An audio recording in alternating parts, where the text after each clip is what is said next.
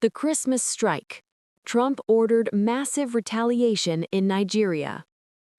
While much of the world was paused in celebration, silence, and ritual, power was allegedly being exercised in a very different language, the language of urgency, retaliation, and deterrence.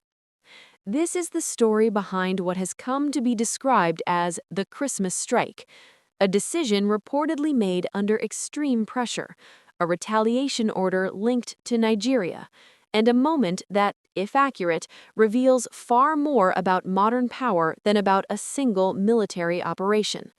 This is not a story about explosions alone. It is a story about timing, intelligence, symbolism, and global messaging. Christmas as a strategic moment. In geopolitics, timing is never accidental. Christmas is not just a holiday, it is a global pause. Diplomatic channels slow down. Military readiness often shifts to defensive posture. Public attention turns away from conflict.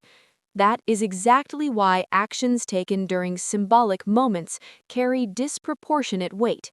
If a strike or retaliation order is issued on Christmas night, it sends a clear signal. There are no pauses in power. Historically, military planners have understood this. Some of the most consequential operations in modern history were timed around holidays, weekends, or global distractions. The message is psychological as much as tactical. The intelligence trigger. According to accounts discussed by analysts and media commentators, the decision tied to Nigeria did not emerge in isolation. It was reportedly preceded by intelligence assessments suggesting an imminent threat to U.S. interests, potential coordination between militant networks, a closing window for preventive action. In modern warfare, intelligence does not arrive as certainty. It arrives as probability. Decision-makers are forced to act not on what is confirmed, but on what might happen if they wait. That is where escalation risk begins. Why Nigeria? Nigeria occupies a unique strategic position. It is Africa's most populous nation, a regional economic and military hub, a focal point for multiple security challenges. Militant groups operating in or around Nigeria have long been on the radar of Western intelligence agencies. Any U.S. military action linked to Nigeria would not simply be regional, it would echo across Africa, Europe, and global energy markets. That is why analysts argue the alleged retaliation order carried global implications, not local ones. Trump's decision-making style. To understand the significance of this moment, one must understand the governing philosophy associated with Donald Trump's presidency.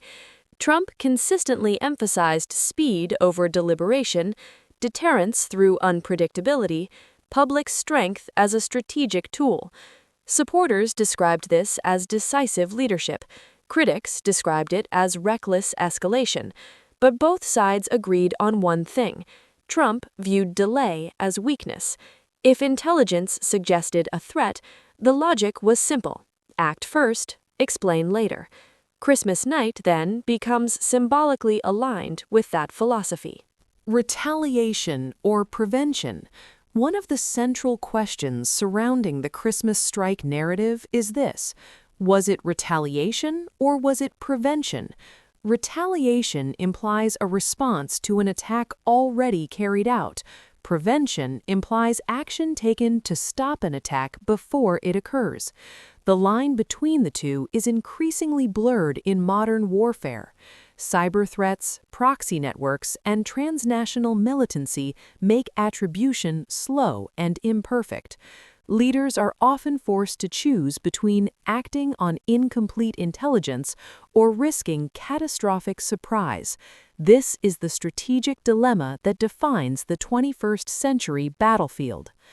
The message beyond Nigeria. Analysts argue the alleged strike was not primarily about Nigeria at all. It was about messaging to adversarial states, militant networks, allies watching U.S. resolve, and domestic political audiences. A Christmas night decision amplifies that message. It says, there is no safe timing, there is no assumption of pause, there is no calendar protection. Global reaction and silence. One of the most striking aspects of the Christmas strike narrative is what followed, not dramatic speeches, not prolonged briefings, but relative silence. In modern geopolitics, silence itself is strategic. Governments often choose quiet acknowledgement over public escalation, especially when operations are limited in scope but high in symbolism. Silence avoids locking leaders into positions they may later regret. Media outlets do not merely report events, they frame them. When an action occurs on Christmas night, framing becomes unavoidable. Is it framed as necessary defense, aggressive escalation, strategic deterrence, political theater? Rachel Maddow's style analysis focuses less on the explosion and more on the decision architecture behind it. Who knew what, when? Who approved it? Who benefits from the signal sent?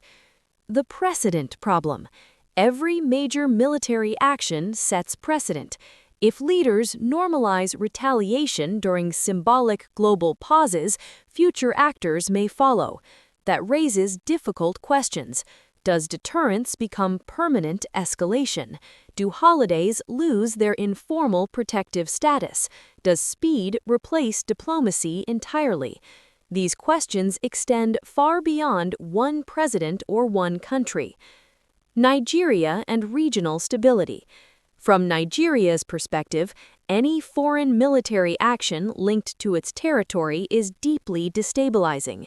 It complicates domestic security politics, regional alliances, public perception of sovereignty.